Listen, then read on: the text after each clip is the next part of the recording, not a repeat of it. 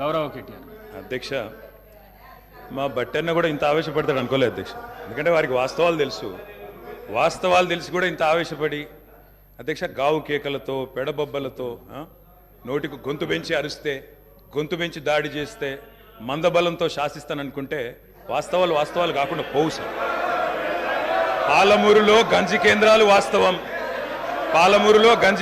వాస్తవం, తెలంగాణలో నెత్తురు బారిన నేలలు వాస్తవం, నెర్రెలు బారిన నేలలు వాస్తవం, కరెంటీ అని మాట వాస్తవం, 14 లక్షల వలసలు వాస్తవం.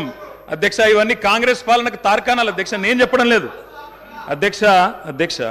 ఎవరో కాదు అధ్యక్ష, గౌరవ ముఖ్యమంత్రి రేవంత్ రెడ్డి గారు మాట్లాడిన రికార్డు అసెంబ్లీలో అధ్యక్ష, కాంగ్రెస్ పరిపాలన గురించి గౌరవ ముఖ్యమంత్రి రేవంత్ రెడ్డి గారు మాట్లాడిన మాటలు వారి మాటలు చెప్తా అధ్యక్ష. వారు చెప్పినారు రేవంత్ రెడ్డి గారు, ఇది 2014 25 జూన్ అధ్యక్ష.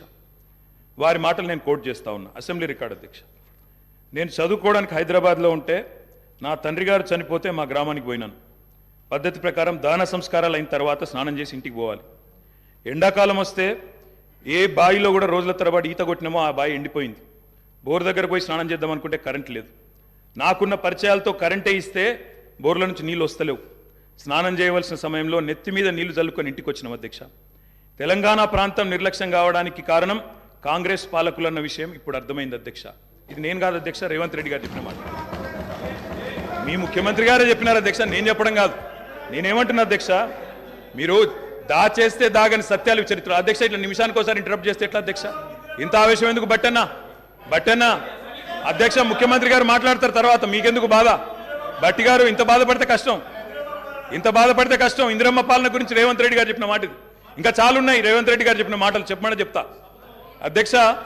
This is not right sir అధ్యక్ష, you have to come to my rescue. This is not right అధ్యక్ష. ఇదేం అధ్యక్ష, సీఎం గారు సమాధానం చెప్తారు అధ్యక్ష. గౌరవ కేటీఆర్ గారు ఎన్నిసార్లు ఇస్తారు సార్? మరి మేము కూడా లెక్క చూడాలా?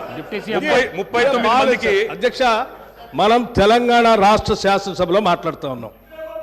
ఆనాటి ఉమ్మడి ఆంధ్రప్రదేశ్ శాసనసభ వ్యవహారాలు కాదు, ఆనాటి ఉమ్మడి ఆంధ్రప్రదేశ్ శాసనసభ కాదు. ఇది ప్రత్యేక తెలంగాణ రాష్ట్ర శాసనసభ.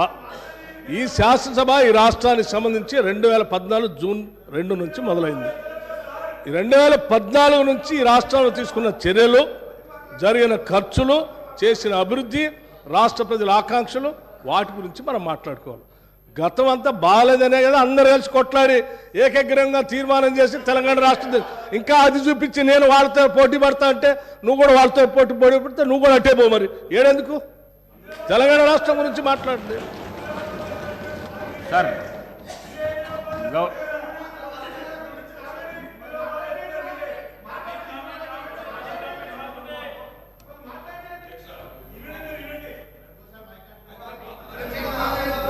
అధ్యక్ష, మాట్లాడండి అధ్యక్ష. ఇందిరమ్మ పాలన అంటే 84 వరకు ఇందిరమ్మ పాలన ఉండే సార్. మరి ఇందిరమ్మ రాజ్యం తెచ్చినాం ఇందిరమ్మ పాలన తెచ్చినాం అంటే మరి ఇందిరమ్మ పాలన గుర్తు చేయాలి కదా సార్.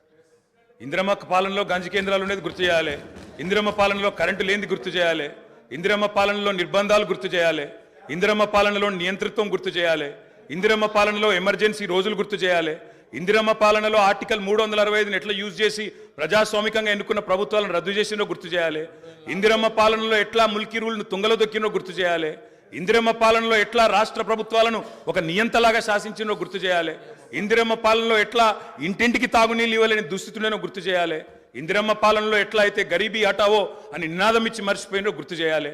రాజశేఖర రెడ్డి గారిని గుర్తు చేసుకున్నప్పుడు, కిరణ్ కుమార్ రెడ్డి గారిని గుర్తు చేసుకున్నప్పుడు వారు తప్పకుండా మేము కూడా అన్ని చెప్పాలి కదా సార్. పోతిరెడ్డి పాడుకు పొక్కదవి నీళ్లు తీసుకుపోతుంటే హారతులు పట్టిన వాళ్ళ సంగతి చెప్పాలా, హంద్రీనివాకు హారతులు పట్టిన వాళ్ళ సంగతి చెప్పాలా, తెలంగాణకు అన్యాయం చేసిన ప్రతి ఒక్కరి సంగతి చెప్పాలా. కేవలం సెలెక్టివ్గా తలుచుకుంటాం, ఇందిరమ్మ పేరు అవసరం వచ్చినప్పుడు తలుచుకుంటాం, లేకపోతే తలుచుకోమంటే ఎట్లుంటుంది అధ్యక్ష? కాబట్టి తప్పకుండా చెప్పాలా.